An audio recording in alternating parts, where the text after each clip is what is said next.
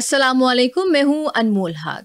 आपके साथ हम मौजूद हैं एक आज बहुत ही इम्पॉर्टेंट पॉडकास्ट में, जिसमें हम लोग हेल्थ रिलेटेड जो चीज़ें हैं उनको डिस्कस करेंगे, specifically the health of the females.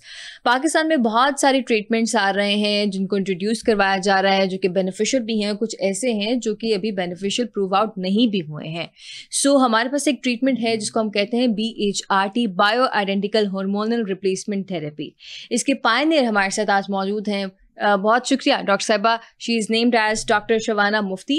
Doctor साहिबा, सबसे पहले इस थेरेपी को हम लोग अगर देखें तो एज अ पर्सन या एज अ नॉर्मल पर्सन जो भी आपके पास पेशेंट आएगा, आप उसको किस तरह से इस थेरेपी के हवाले से बताएंगे कि व्हाट इज़ इट और इसके क्या यूजेस हैं और कहाँ कहाँ पे हम लोग इसको जो इंडिकेट करते हैं कि यहाँ पे यूज़ करना चाहिए, यहाँ पे यूज़ नहीं करना चाहिए। जी, बिस्मिल्लाहिर्रहमानिर्रहीम, अस्सलाम वालेकुम and thank you so much for having me over. तो बायोआइडेंटिकल हार्मोन रिप्लेसमेंट थेरेपी क्या होता है? ये कोई नई चीज़ नहीं है। ये मसनूई हार्मोन जो होते हैं उनसे फ़र्क होता है। नेचुरल हार्मोन्स होते हैं जिसको बॉडी आइडेंटिकल या नेचुरल टू योर बायोलॉजी कहते हैं। तो ये एग्जैक्टली वो वाला हार्मोन है जो खातून के अंदर पैदा हो रहा होता है when she is younger, healthier, जवान होती है और सेहतमंद होती है। और वो हार्मोन्स जो होते हैं जब उसको मेनोपॉज होता है, पेरीमेनोपॉज होता है, माहवारी ख़त्म होती है, तो वो हार्मोन्स भी ख़त्म होना शुरू हो जाते हैं। और हार्मोन्स जो होते हैं वो आपको प्रोटेक्ट करते हैं, आपके हार्ट को, ब्रेन को, हड्डियों को सेहतमंद रखते हैं, सैगी स्किन से, बालों को, हर चीज़ जो औरत की इनसाइड आउट हेल्थ होती है हार्मोन्स मेनोपॉज के बाद आपके पास प्रॉब्लम्स, और पेरीमेनोपॉज में भी जो कि 35 के बाद हार्मोन जो है आपके फ्लक्चुएट कर सकते हैं। तो ये उसका ट्रीटमेंट है। और सबसे इम्पोर्टेंट बात ये है कि ये पिछले 30 साल का, जो 30 साल पहले मसनूई हार्मोन इस्तेमाल हो रहे थे, जिसकी वजह से आपका ये अवेयरनेस सेशन भी है कि ब्रेस्ट कैंसर करते थे मसनूई हार्मोन। ये वाले हार्मोन्स जो होते हैं ये टोटली डिफरेंट होते हैं। इसका देने का तरीका फ़र्क होता है और ये कोई नई चीज़ नहीं है, ये एविडेंस बेस्ड रिसर्च है। और अभी मैंने लाहौर मेडिकल डेंटल कॉलेज में एक बहुत बड़ी सिंपोजियम किया हमने BHRT का, जिसमें tons and tons, millions of research हमने शेयर की है। तो ये जो पूरी दुनिया में हो रहा है, मसला सिर्फ ये है कि पाकिस्तान थोड़ा सा पीछे है इसके बेस में। तो इसलिए हम कह देते हैं कि अभी आपने वर्ड किया कि proven, it is absolutely proven science कि ये कोई नई चीज़ नहीं है। ये आपके वही हार्मोन्स हैं जो आपको प्रोटेक्ट कर रहे होते हैं। और औरतों को ये they are introduced in the Pakistan lately. जी, और ये पूरी दुनिया में अभी इसकी एक वेव आई है। और एक स्टडी हुई थी कोई 25 साल पहले मसनूई हार्मोन्स के ऊपर, जिसका देखा कि कैंसर हो जाता है तो लोग डर गए, डॉक्टर डर गए, उन्होंने लिखना बंद कर दिया। वो डिफरेंट हार्मोन्स थे। लेकिन जो नेचुरल हार्मोन्स होते हैं, जो सिंथेटिक हार्मोन्स नहीं होते, जिसका बहुत फ़वाइद होते हैं, आहिस्ता आहिस्ता लोगों ने, डॉक्टर्स ने वो भी लिखना बंद कर दिया। तो ये एक स्किल था, एक आर्ट था जो ख़त्म हो गया। बाकी दुनिया में, जर्मनी, ऑस्ट्रेलिया, UK, USA में अब ये बहुत ज़्यादा ऑफर किए जाते हैं। Is there any clarification given to the patient before its introduction of the therapy कि हम लोग सिंथेटिक दे रहे हैं या नेचुरल हार्मोन्स आपको दे रहे हैं? जी, एब्सोल्युटली। जो चीज़ आप बाय माउथ लेते हैं, टैबलेट की सूरत में लेते हैं, वो लिवर में मेटाबलाइज होती है और आमतौर पे वो सिंथेटिक होती है। और पाकिस्तान में तो इसका ट्रीटमेंट नहीं था, जो कि मैंने लॉन्च किया। मैं अब 2 साल से इसको, मेरा मिशन है कि मैं इसकी अवेयरनेस देती हूँ, डॉक्टर्स को ट्रेन टीच करती हूँ, क्योंकि ये अभी सबसे पहली बात ये होती है कि इसके पीछे रिसर्च क्या है। अभी जो हमने कॉन्फ्रेंस की उसमें सारा हॉल सोना शुरू कर दिया होगा, क्योंकि मैंने इतनी रिसर्च इसके ऊपर उनके साथ शेयर की है कि अगर somebody is taking it seriously and want to grow their knowledge, if it is working in the word, तो ये रिसर्च बेस ही होगा। So इसकी ज़रूरत क्या होती है एक्चुअली? इस ट्रीटमेंट की ज़रूरत होती क्या है? बॉडी में हम लोग कौन से चेंजेस फील करें, उसके बाद जो है वो फीमेल्स इस तरफ आएँ? जब आपको पेरीमेनोपॉज होता है, आपके हार्मोन्स फ्लक्चुएट करते हैं, तो आपकी जिस्म आहिस्ते आहिस्ते बनाना बंद कर देता है। और वो जो हार्मोन्स मैंने आपको कहा कार्डियो प्रोटेक्टिव, आपके हार्ट को बचाता है, आपके डिफरेंट किस्म के कैंसर जो पूरे जिस्म में सोजिश हो जाती है आफ्टर अ सर्टेन एज, बुढ़ापा स्टार्ट हो जाता है, DNA डैमेज स्टार्ट हो जाता है 40s में जाके। औरतों को कितने सिम्टम्स आते हैं? वो सारे सिम्टम्स एक इन्फ्लेमेशन की वजह से हो रहे होते हैं, क्योंकि आपके प्रोटेक्टिव हार्मोन खत्म हो जाते हैं, ब्रेन फॉग, आपके भूलना शुरू कर देते हैं चीज़ें। अब इस इन्फ्लेमेशन को अगर आपने 40s में ना रोका तो 65 में जाके आपको दिल का दौरा पड़ेगा, मेमोरी लॉस, अल्जाइमर डिजीज होगा, हड्डियां, सारे साइड इफेक्ट्स जो मेनोपॉज की बात हो रहे होते हैं। प्रोसेस 40s में स्टार्ट हुआ इन्फ्लेमेशन का, आप उसको सिम्टम आने शुरू हो जाते हैं, लेकिन उसका जो मेन डिजीज क्रॉनिक इलनेस जो कहते हैं वो 65 में होती है, जब आप व्हील चेयर पे बैठ जाते हैं, बुढ़ापा खराब हो जाता है, लोग कहते हैं जी हम डरा देते हैं। ये एक नई ट्रांजिशन है जो औरत अगर अपनी हेल्थ का ख्याल रखे, और यही वो एज है जब ज्यादा कैंसर्स भी हो रहे होते हैं क्योंकि इन्फ्लेमेशन सेट इन हो जाती है। तो अगर इस टाइम पीरियड में आप अपनी सेहत का ख्याल रखें, आपको अवेयरनेस हो हार्मोन्स की, आपको अपने लाइफस्टाइल का पता हो, तो आप बेतहाशा आने वाली बीमारियों को प्रिवेंट कर सकते हैं। डॉक्टर साहब, एक लेटली वुमन जो कि जा रही है टूवर्ड्स अ मेनोपॉज, और एक यंगर बच्ची जिसको कुछ इस तरह से प्रॉब्लम्स क्रिएट हो रही हैं जिसके अंदर, बॉडी के अंदर, क्या उसकी भी कुछ इश्यूज को इससे ट्रीट आउट किया जा सकता है? एब्सोल्युटली, ये हार्मोनल हेल्थ होती है, जैसे पीकॉस, जैसे पॉलिसिस्टिक ओवेरियन सिंड्रोम PCOS कहते हैं, या एंडोमेट्रियोसिस, ये इतने ज्यादा जो हार्मोन फ्लक्चुएट हो रहे होते हैं। सबसे इंपॉर्टेंट बात PMS, प्री मेंस्ट्रुअल सिंड्रोम, जो पीरियड से पहले 10 दिन पहले बच्चियां कहती हैं ना, मुझे डिप्रेशन हो जाता है, एंग्जाइटी हो जाती है, मेरा मूड खराब हो जाता है, मुझे दर्दें होती हैं, बहुत ज्यादा फटीग होती है, बहुत ज्यादा खाना शुरू कर देती हैं, मीठे की क्रेविंग होती है 10 दिन पहले बिफोर पीरियड।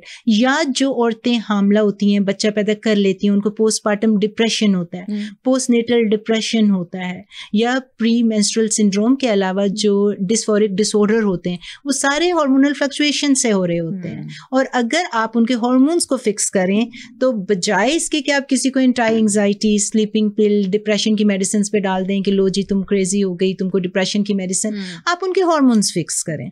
आप उनके हार्मोन्स फिक्स करेंगे तो उनका लाइफस्टाइल के साथ साथ हार्मोन फिक्स करें। These two things you need to focus on. तो आप उनकी आने वाली बीमारियों से उनके हार्मोनल हेल्थ को बेहतर करेंगे तो they will live a longer, healthier life. BHRT का ट्रीटमेंट किस तरह से किया जाता है? What's the source of it?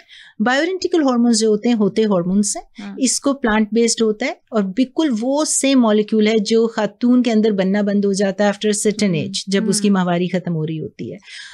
अब वही वाला हार्मोन आप स्किन के थ्रू देते हैं। जब आप टैबलेट के थ्रू देते हैं तो उसका मेटाबॉलिज्म डिफरेंट हो जाता है, ऑब्वियसली वो सिस्टमैटिक काम करेगी, और वो लिवर के अंदर जाके मेटाबलाइज होता है। तो एस्ट्रोजन जो होता है ना, कितना ज्यादा हम कहते हैं ओ, और आप गायनेकोलॉजिस्ट के पास जाएं, एस्ट्रोजन से कैंसर हो जाता है, एस्ट्रोजन बीमारी कर देता है। सबसे पहले हमें ये समझने की जरूरत है कि जो तहकीक है, रिसर्च के बारे में बात करें कि जो 17 beta estradiol type of oestrogen होता है, एक्चुअली वो खातून के अंदर पीक पे होता है जब वो 20 साल की होती है। अगर वो कैंसर का बाइस होता है तो जितनी 22 साल की बच्चियां हैं, 20-30 साल की बच्चियां, उनको कैंसर ज्यादा होना चाहिए था।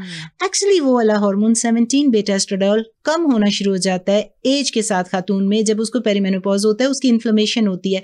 That becomes the reason for the increase incidence of breast cancer, क्योंकि इन्फ्लेमेशन हो गई। फैमिली हिस्ट्री भी हो सकती है, जेनेटिक्स भी हो सकते हैं ब्रेस्ट कैंसर के।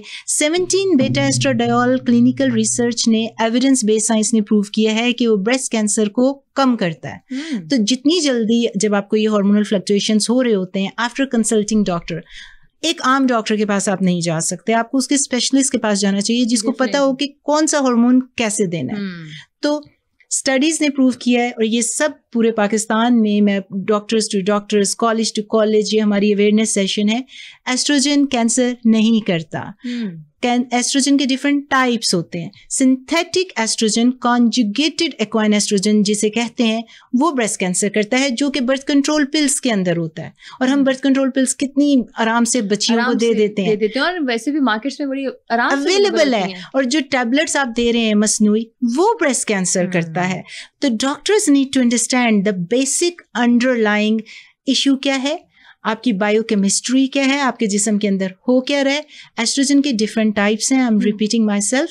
17 बीटा एस्ट्राडायोल जो कि इस हार्मोन के अंदर होता है, उससे ब्रेस्ट कैंसर का रिस्क कम होता है, कोलोरेक्टल आंतों का कैंसर का रिस्क खतरा कम होता है। ये अच्छी चीज है। ट्रीटमेंट सिर्फ कह लें कि फीमेल की जो प्रॉब्लम्स है सिर्फ उनको ट्रीट आउट नहीं कर रहा, स्पेसिफिक फीमेल प्रॉब्लम्स जो होती हैं जनरली आपकी बॉडी में बहुत सारे ट्रीटमेंट्स को लेके चल रहा होता है। अच्छा डॉक्टर साहब, एक टर्म है dense breast, what is it? ये क्या है? ये बड़ी इंपॉर्टेंट बात है कि जब बच्ची छोटी होती है तो उसकी ब्रेस्ट जो होती है उसके अंदर ज्यादा ग्लैंडुलरी ग्लैंड्स होते हैं, ठीक है, और फर्म होती है वो। इसकी वजह से जब वो बच्ची 30 साल से पहले आती है और उसको कोई लंप हो, गिल्टी हो ब्रेस्ट के अंदर, तो हम कहते हैं जाके अल्ट्रासाउंड करवा लो, या हम कहते हैं मैमोग्राम, किसी को आमतौर पे 40s के बाद कहा जाता है। उसमें आपको डेंस ब्रेस्ट नजर आ रहे होते हैं, उसमें फैट इतना नहीं होता ना जवान बच्ची की ब्रेस्ट के अंदर। जो डेंस ब्रेस्ट में आपको कोई छोटी कोई छुपी हुई गिल्टी हो वो नजर नहीं आएगी, बहुत छोटे साइज की, क्योंकि जब आप इमेजिंग करते हैं, एक्सरे करते हैं, तो वो पूरी ब्रेस्ट जो है वो वाइट नजर आती होती है, सफेद, उसकी वजह से कहीं ना कहीं कोई चीज छुप सकती है। तो डेंस ब्रेस्ट जब कोई रेडियोलॉजिस्ट चेक करता है तो कहता है आपकी डेंस ब्रेस्ट है, आपको मजीद इमेजिंग की जरूरत है, आप बाद में आ जाना और इमेजिंग ज्यादा करा लो, अल्ट्रासाउंड करा लो या मजीद MRI करा लो। तो एक यंग लड़की के अंदर dense breast is considered normal, क्योंकि उसके अंदर हार्मोन्स प्रेजेंट होते हैं। लेकिन जब आपको मेनोपॉज हो जाता है, आपके हार्मोन्स खत्म हो जाते हैं, तो छाती में ग्लैंड्स की बजाय फैट ज्यादा हो जाता है, और उसकी ब्रेस्ट जो एक खातून मेनोपॉज में जा रही होती है उसकी डेंस ब्रेस्ट नहीं होनी चाहिए। डेंस ब्रेस्ट अगर उसके अंदर हो, इसका मतलब है उसका इन्फ्लेमेशन पहले से स्टार्ट हो गई है, उसको खतरा ज्यादा होगा ब्रेस्ट कैंसर का। तो लेकिन जब रेडियोलॉजिस्ट ये टेस्ट कर रहा हो तो उसको जरूर पूछना चाहिए खातून से कि क्या आप हार्मोन्स तो नहीं ले रहे। ये कितनी खूबसूरत बात है। अब ये देखें दोनों का ताल्लुक कैसे है, क्योंकि अगर आप हार्मोन्स ले रहे होंगे तो आप अपने आप को जवान रख रहे हैं ना, मैं जवान कह रही हूँ मतलब सेहतमंद, और आपके अंदर वो चेंजेस उस तरह से नहीं आई, आप उस एज को या उस पूरे स्लो डाउन कर रहे हैं, स्लो डाउन कर रहे हैं। तो अब एक जवान लड़की की जो ब्रेस्ट है फर्म होती है और उस डेंस होती है, जबकि एक मेनोपॉजल औरत की जो ब्रेस्ट होती है वो डेंस नहीं होती। लेकिन अगर वो हार्मोन ले रही हो तो उसके अंदर भी डेंस होना शुरू हो जाती है। वो डेंसिटी को जो है वो आप अगर हार्मोन ले रहे हैं और उसकी डेंस ब्रेस्ट है तो इतने डरने की बात नहीं होती। लेकिन अगर आप हार्मोन्स के बगैर आपको डेंस नजर आ रही है, इसका मतलब है that's because of the inflammation, तो आपको मजीद टेस्टिंग करानी पड़ती है। तो हार्मोन्स जो हैं वो एक्चुअली सोजिश और इन्फ्लेमेशन को कम करके आपकी क्रॉनिक इलनेस और डिफरेंट किस्म के कैंसर के खतरात को कम करते हैं। व्हाट मैटर्स कि आप किस हार्मोन की बात कर रहे हैं और किस डॉक्टर के पास जा रहे हैं जिसको इसका नॉलेज हो। तो डॉक्टर साहब, if a female has been exposed to such problems like breast cancer, उससे सर्वाइवर हैं और वो उससे क्योर उनका कंप्लीट हो चुका है, ट्रीटमेंट हो चुका है, and if you want to go through the BHRT, तो क्या प्रोसीजर होता है? वो एक नॉर्मल सिनेरियो होता है, नॉर्मल केस होता है, या जो स्पेसिफिकेशंस होती हैं? कॉन्ट्राइंडिकेशन है, अगर किसी को ब्रेस्ट कैंसर ऑलरेडी हो गया है, ताज़ा ना वो पता चला, डायग्नोसिस रिसेंट हुआ है, उसको आप कभी हार्मोन्स नहीं दे सकते, क्योंकि ये हीलिंग हार्मोन्स होते हैं, ये ग्रो करते हैं चीज़ों को। अगर ऑलरेडी कैंसर है तो ये कैंसर करता नहीं, लेकिन अगर ऑलरेडी कैंसर है तो आप उसको ये दे नहीं सकते, क्योंकि इन्होंने अंदर जाके हर चीज़ को ग्रो करना है, वाइटलिटी को, सेहत को, जितने भी टिश्यूज़ हैं, तो ब्रेस्ट पे भी जाके ये काम करेगा, उसको ग्रो कर सकता है। लेकिन जब 5 साल हो गए, वो रिमिशन में, उसका ट्रीटमेंट हो गया, तो उसके बाद फिर हम अमेरिका में, नॉट इन पाकिस्तान में अभी थोड़ी पीछे हालात हैं, हम क्या करते हैं जी, ऐसे पेशेंट जो ब्रेस्ट कैंसर सर्वाइवर होते हैं उनको मेनोपॉज के अलामात बहुत सीवियर होते हैं, उनकी सेक्सुअल लाइफ, उनकी इमोशनल लाइफ, उनकी फिजिकल लाइफ, उनकी पूरी हेड टू टो वो सफ़र कर रही होती हैं, मिजरेबल होती हैं। ऐसे में हम ऑन्कोलॉजिस्ट के साथ कोलैबोरेट करते हैं, गायनेकोलॉजिस्ट और एंडोक्रिनोलॉजिस्ट, ये 3 डॉक्टर मिलके उसको ये सफ़र, ये जो जर्नी है उसका आफ्टर द रिमिशन, कि अब तुम्हारी ज़िंदगी ख़त्म नहीं हुई बल्कि तुमने हिम्मत के साथ नई ज़िंदगी स्टार्ट करनी है और अपनी सेहत को सही रखना है, जैसे एक जवान लड़की या कैंसर से पहले जो आपकी सेहत थी उसको रिटेन करना है। फिर हम उनको हार्मोन्स अंडर सुपरविजन देते हैं। लेकिन एक बहुत इंपॉर्टेंट बात है कि अभी जो नई गाइडलाइंस हैं ये आई हैं, सेक्सुअल हेल्थ के लिए आप local use of estradiol use कर सकते हैं even when you are taking the treatment of cancer. ये जो हमारे पास थेरेपी आ रही है in the society specifically of the Pakistan, ये अभी आपके मुताबिक या आपने जो भी स्टैट्स देखे होंगे, people are accepting this and going towards it or not? Like मैं सोशल मीडिया पे होती हूँ और मेरे इंस्टा, यूट्यूब, फेसबुक पे मैंने इतनी अवेयरनेस और इतनी science, I am a science related बंदी, मुझे साइंस के अलावा रिसर्च, सीधी बात करती हूँ मैं और आपके साथ स्टैट्स शेयर करती हूँ कि भाई ये साइंस है, दुनिया में ये हो रहा है।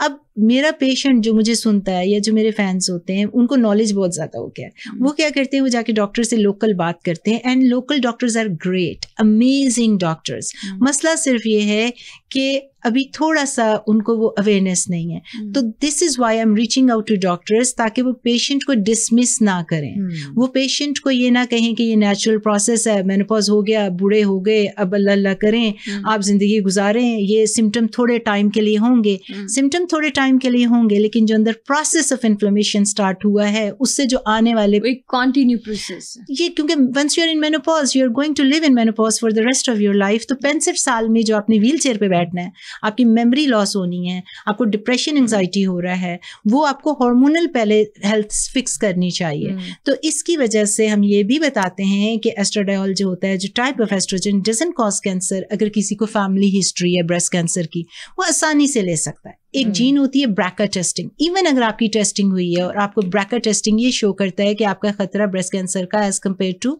जिनका ब्रैका टेस्टिंग नहीं है पॉजिटिव, आपका ज्यादा है 60 to 70%, बल्कि 70 to 80% डिपेंडिंग के कौन सी जीन है।